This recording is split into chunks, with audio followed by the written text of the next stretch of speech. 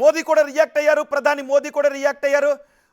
వెంటనే తక్షణం తీసుకోవాల్సిన చర్యల గురించి ఆదేశాలు జారీ చేశారు. ఒకవైపు విమాన ప్రమాదానికి కారణాలు ఏంటి అన్న దానిపై ఎంక్వైరీ చేస్తూ అంతకంటే వేగంగా తీసుకోవాల్సిన సహాయక చర్యలపైనే దృష్టి కేంద్రీకరించారు.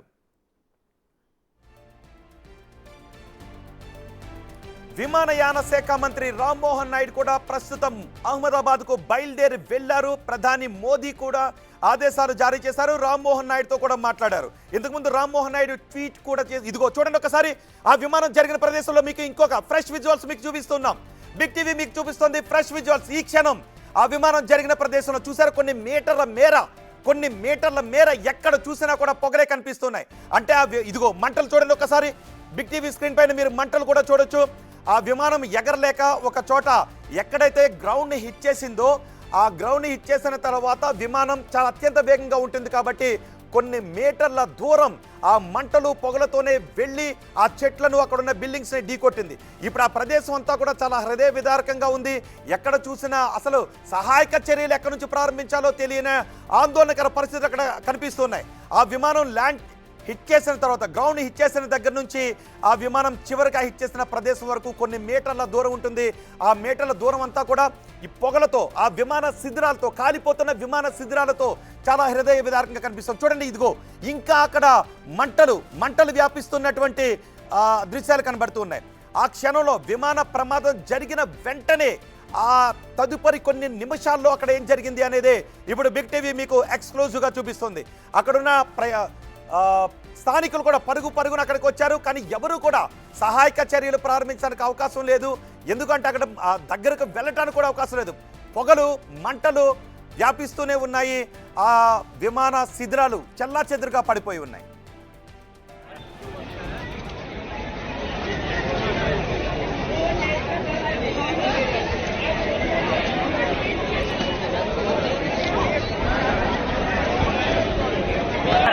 पब्लिक जा रही है।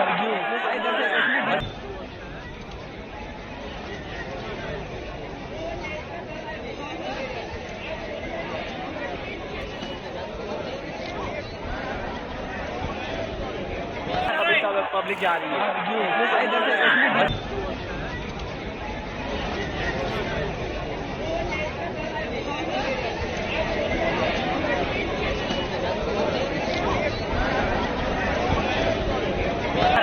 पब्लिक जा रही है।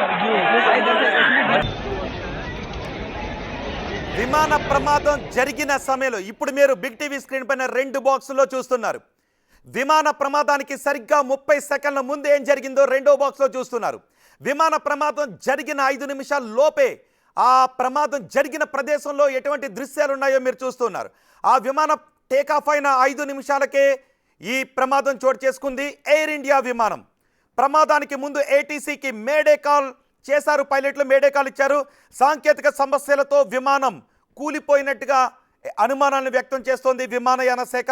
మేడే కాల్ అంటే ఇంతకుముందు మనకి జగన్మోహన్ రాజు చెప్పారు, వింగ్ కమాండర్ జగన్మోహన్ రాజు చెప్పారు, విమానాలు ఎగరటానికి అవకాశం లేదు, టేకాఫ్ అయిన విమానం ఇక ఎగరటానికి అవకాశం లేదు, ఎక్కడో ఒక చోట విమానాన్ని ల్యాండ్ చేయాల్సిన పరిస్థితుల్లో మేడే కాల్ చేస్తారు అత్యవసరంగా.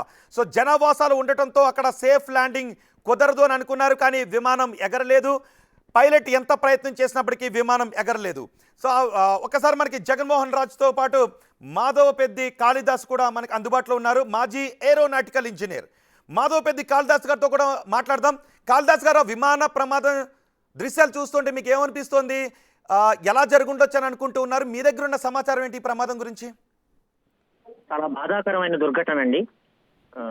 అది అందుతున్న ప్రాథమిక సమాచారము ఎన్నో టీవీ ఛానల్స్ చూస్తున్న దాన్ని బట్టి అర్థమవుతోంది ఏమిటంటే, విమానంలో చాలా తీవ్రమైనటువంటి సాంకేతిక లోపం ఏర్పడి పైలట్ కూడా ఏటీసీకి ఇంకా ఎగరలేము అంటే టోటల్ పవర్ ఫెయిల్యూర్ అయిపోయి ఉండొచ్చండి ఇంజిన్ లో. అంటే total electrical failure plus engine లో పవర్ లాస్ అయిపోవటం వల్ల పైలట్ విమానాన్ని ఇక ముందుకి క్రూజ్ చేయటానికి అవసరమైనటువంటి శక్తి కోల్పోయి గాలిలో ఒక బొమ్మలాగా ఉండిపోయింది.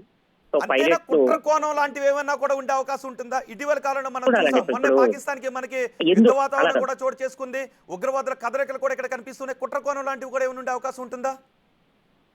ముందు అసలు ఏమై ఉండొచ్చు అన్నది ప్రాథమికంగా ఖచ్చితంగా ఇంజన్ లో చాలా సివియర్ టెక్నికల్ ప్రాబ్లం వచ్చి ఇంజన్ లో టోటల్ పవర్ ఫెయిల్యూర్ అవటం వల్ల ముందు అందుతున్న రిపోర్ట్స్ మీ మీడియాలో వస్తున్నటువంటి వార్తల కథనాలతో చూస్తుంటే పైలట్ కూడా స్వయంగా ఏటీసీకి సంప్రదించారు. ఇక విమానాన్ని నేను నడపలేను అన్న వార్తలు వస్తున్నాయి. బట్ బ్లాక్ బాక్స్ ని విశ్లేషించలే కానీ యాక్చువల్ గా పైలట్ ఏమిటి అన్నారు అన్నది ప్రభుత్వ వర్గాలు director general of civil aviation పౌర విమానయాన శాఖ వారు విడుదల చేస్తారు. డౌట్ వస్తుంది.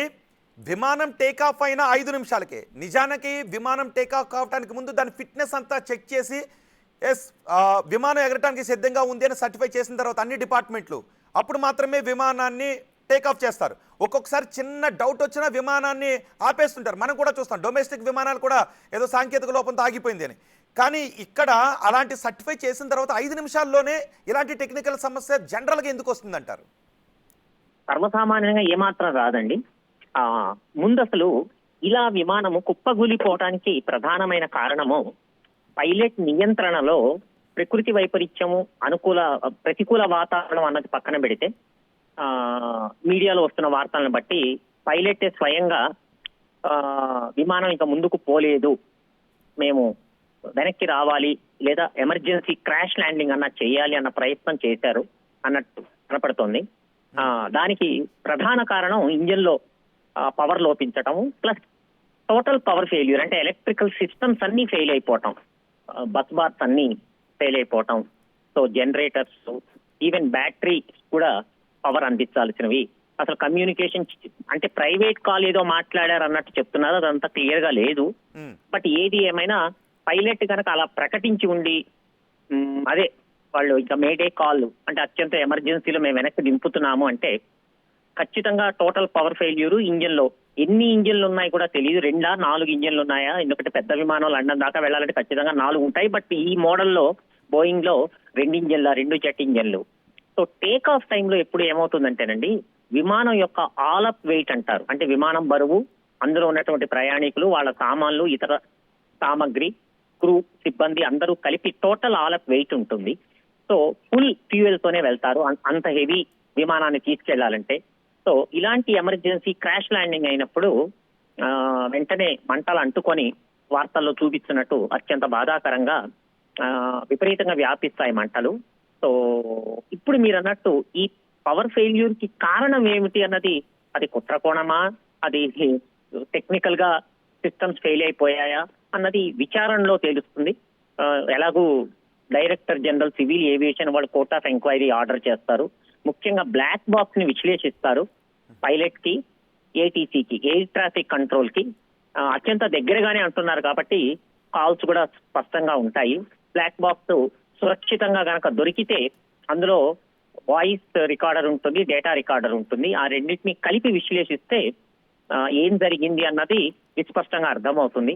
సో అయితే క్రాష్ అయింది కాబట్టి ఆ శకలాలు అందులో ఉన్న ఇన్స్ట్రుమెంట్స్ ని విశ్లేషించాలి. అవి గనక కాలిపోయి పనికిరాని స్థితిలో ఉంటే కొంచెం కష్టం అవుతుంది డేటా విశ్లేషించడం. బట్ ఏదైనా అది వెంటనే ఎయిర్పోర్ట్ కి దగ్గరగే అయింది అన్నది ఉంది కాబట్టి అన్ని ఇన్స్ట్రుమెంట్స్. ఇలాంటి ప్రమాదాలన్నీ ఎక్కువగా బోయింగ్ లోనే జరుగుతూ ఉంటాయి అంటే చూడాలండి, ఇప్పుడు అందులో ఉన్నటువంటి వ్యవస్థ పాతదా లేకపోతే సరికొత్తదా, దాని ట్రాక్ రికార్డ్ కూడా ఉంటుందండి. ఒక్కొక్క మోడల్ ఉంటుంది, ఒక్కొక్క ఇంజన్ టైప్ ఒక్కొక్క మోడల్లో ఉంటుంది. దాని హిస్టరీ ఏమిటి అన్నది ఎప్పుడు చూస్తూ ఉండాలి. సో రెగ్యులర్ మెయింటెనెన్స్ అవుతూనే ఉంటాయి ఎప్పటికప్పుడు. ఇన్ని గంటలు విమానాలు ఎగిరిన తర్వాత ఇంత సర్వీసింగ్ చేయాల్సి వస్తుంది అని ఆ బోయింగ్ విమానయాన సంస్థ కానీ ఇంకొక తయారీదారు కానీ చాలా నిర్దిష్టంగా వాళ్ళు టెక్నికల్ షెడ్యూల్స్ ఇస్తారు. దాని పడ్డట్టు ఖచ్చితంగా 100% సర్వీసింగ్స్ అవుతాయి. లేదా ఒక్కొక్కప్పుడు విమానం ఒక చోట హాల్ట్ అయ్యి మళ్ళా ఇంకొక చోట అంటే 2-3 ట్రిప్స్ అవి ఉన్నప్పుడు. కాళిదాస్ గారు ఒక్క విషయం, జనరల్ గా ఒకవేళ ఒక గంట, 2 గంటలు, 3 గంటలు, 4 గంటలు ప్రయాణం చేసిన తర్వాత ఏదైనా టెక్నికల్ ఎర్రర్ వచ్చింది ఇంకోటి అంటే అనుకోవచ్చు. అంటే విమానాన్ని సర్టిఫై చేసిన తర్వాత కేవలం 5 నిమిషాల్లోనే సహజంగా గతంలో టెక్నికల్ ఎర్రర్స్ వచ్చి ఇలా కూలిన సందర్భాలు ఏమైనా ఉన్నాయా? ఉంటాయండి, ఉంటాయి. ఇప్పుడు విమానం అనగానే చాలా వ్యవస్థలు ఉంటాయి, చాలా కాంపోనెంట్స్ ఉంటాయి, 100ల కొద్ది కాంపోనెంట్స్ ఉంటాయి. ముఖ్యంగా ఇంజిన్ వ్యవస్థలో, హైడ్రాలిక్ వ్యవస్థలో, ఎలక్ట్రికల్ వ్యవస్థలో చాలా కాంపోనెంట్స్ ఉంటాయి, ఇన్స్ట్రుమెంట్స్ ఉంటాయి. ఇన్స్ట్రుమెంట్స్ అన్ని పరిస్థితిని చూపిస్తూ ఉంటాయి ఎప్పటికప్పుడు. అంత ప్రాపర్ గా చెక్ చేసిన తర్వాత సర్వసామాన్యంగా నేను నాకున్న ఈ ఎక్స్పీరియన్స్ మీద అంత ఇంత భయంకరంగా వెంటనే కూలిపోవటం అనేది అరుదు, చాలా అరుదు. రైట్, కాళిదాస్ గారు మీరు ఒక్క నిమిషం అందుబాటులోనే ఉండండి.